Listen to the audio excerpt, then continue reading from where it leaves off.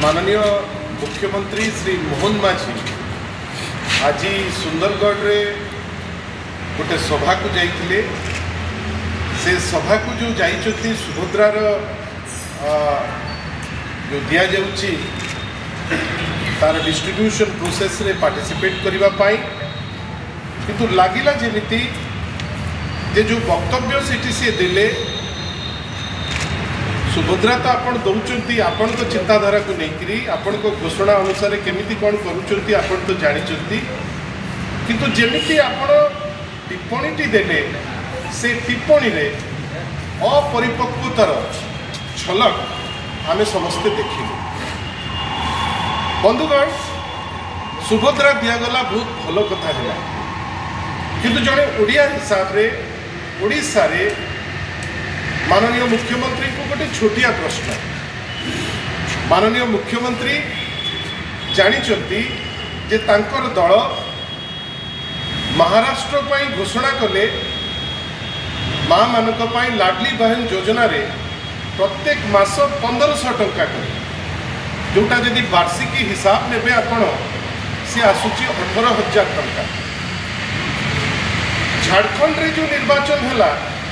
सेठी माननीय मुख्यमंत्री घोषणा कर सेठिकार घोषणा है जे आपण देवे 2100 टंका मासकू जोटा हिसाब कले आसुची 25,000 ऊर्ध्व। आपण ओडिशा रे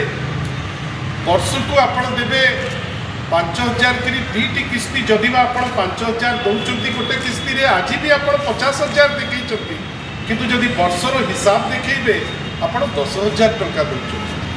गोटे राज्य को आप देवे 18,000 गोटे राज्य को कमिट करेंगे 25,000 ऊर्ध्व। ओडिशा कौन एत न्यून आपण आम माँ आम भौणी आमर जहाँ दौरान आपण ठीक अच्छे आप दौरान किंतु आपण 10,000 टंका देवे इटा कौ टाइप रो जस्टिस आपण कथा हेबे जे महिला मानकर स्वावलंबी हवा कथा। जदि 70 लाख महिला गत सरकार रे स्वावलंबी होती ता विषय रे चर्चा सारा देश बाहर मध्य होछि। एठिकार जो महिला जो विभिन्न जिनिस रे इन्वॉल्व हेले प्रत्येक जिनिस रे जोटी केंद्रीय दायित्व भी मध्य फेल करला सेठी मध्य स्वयं सहायक गोष्ठीर माँ माने तांकर समस्त शक्ति लगे तांकर काम करुथिले। आज भी माननीय मुख्यमंत्री तांको कथा उठे ताही टिप्पणी करबा पई चेष्टा करुथिले किंतु मते दुख लगुच आम दल भावुची जे आपण 70 लाख महिला सशक्त हवाटा कौन सही पारु नाहंती कि बुझी पारुनी माननीय मुख्यमंत्री से स्टेटमेंट जे महिला मानकु सीधा सड़क स्वावलंबी सीधा सड़क केमती करुचंती सीधा कौन पैसा देकर स्वावलंबी हुए ना लॉन्ग टर्म जेतबेले गोटे गोटे पीढ़ी परिवर्तन हुए सेटा स्वावलंबी सेटा माननीय मुख्यमंत्री टिके क्लारिफिकेशन दबा दरकार। माननीय मुख्यमंत्री जाइतिले सिंगापुर बहुत जोर से आपण माध्यम रे कहिकरी जाइतिले जे गुडे पैसा कुआडे आसीजिव किंतु ओडिशा देखिला ओडिशा रु जड़े भगोड़ा जे ओडिशा रु मुचिकिरी जाइकरी सिंगापुर रे अच्छी जहाँ ना रे आज पर्यंत नॉन अवेलेबल वारंट अच्छी। माननीय मुख्यमंत्री जी गृह विभाग दायित्व रे मध्य अछंती से जाइतिले सिंगापुर को गोटे भगोड़ा को भेटिबा पाए टिके स्पष्टीकरण जदि दे पारते जे से जो विजार लोक झुनझुन वाला को जो भेटिचंती ताकर को टाइप रो कलर ताको ना रे एनबीडब्ल्यू अच्छी कि नहीं ताले आमे बहुत खुशी होती। माननीय मुख्यमंत्री आहुरी दीपाद आगु को जाइकरी कहिले जे विगत सरकार रे घोषणा गुडे हेतिला मु ए सरकार रो कथा कहूची 2 मास तले चिकिटी मद मृत्यु हैला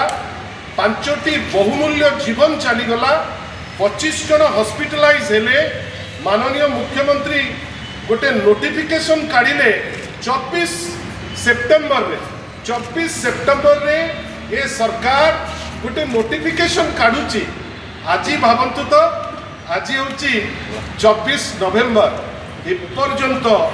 आगत कही आरडीसी जीवे सी तो गले ना परवर्ती अवस्था बोर्ड ऑफ रेवेन्यू मेंबर जीवे सी आज पर्यंत सरजमीन तदंत करना। यहाँ कौन सूचौची? यहाँ सूचौची माननीय मुख्यमंत्री को जो सम्मान दबा दरकार ताको कथार जो गुरुत्व रहिबा कथा से गुरुत्व मध्य एबे तांकु जेतिकी दबा दरकार से गुरुत्व दिया जाउला। और माननीय मुख्यमंत्री बुझिबा दरकार जे ए सरकार रे आदिवासी माने असुरक्षित कोठी तांकु विष्ठा खुआ होउची को जगह तांकु धर्षण करा जाउची को जगह तांकु असुविधा रे पका जाउची महिला माने असुरक्षित युवक माने असुरक्षित ता उपरे तो कहीं माननीय मुख्यमंत्री आज पर्यंत केबे कहना आमे आश्चर्य जे माननीय मुख्यमंत्री जेतिकी डिंडिम पिटुचंती जो जिनिस हेई नाही आमे आशा करिबु माननीय मुख्यमंत्री आगामी दिन मानकरे जेबे भी स्टेटमेंट देबे एवं चेष्टा करिवे पूर्व गवर्नमेंट को क्रिटिसाइज करबा पाई थरे चिंता करंतु जे एबेकार सरकार कौन करंतु। माननीय मुख्यमंत्री उत्तर देवे कि जे सी घोषणा करथिले आउ रिटायर्ड एम्प्लॉय को निया जीव नाही। मु आज आपनक माध्यम रे माननीय मुख्यमंत्री को पचारिया को चाहूची आज दिन रे सीएम रे केते जण रिटायर्ड एम्प्लॉय को से रखिचंती टिके स्पष्टीकरण देवे कि बाहर कथबार्ता चली माननीय मुख्यमंत्री कथा वरिष्ठ पदाधिकारी शुणु ना खातिर करू ना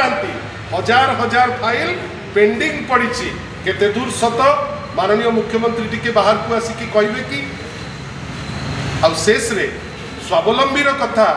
इमिडिएट किछि देदेले हुएनी ता दिरे पुणी पातर अंतर करी महाराष्ट्र माँ मानकर एमिति कौन एक्स्ट्रा अच्छी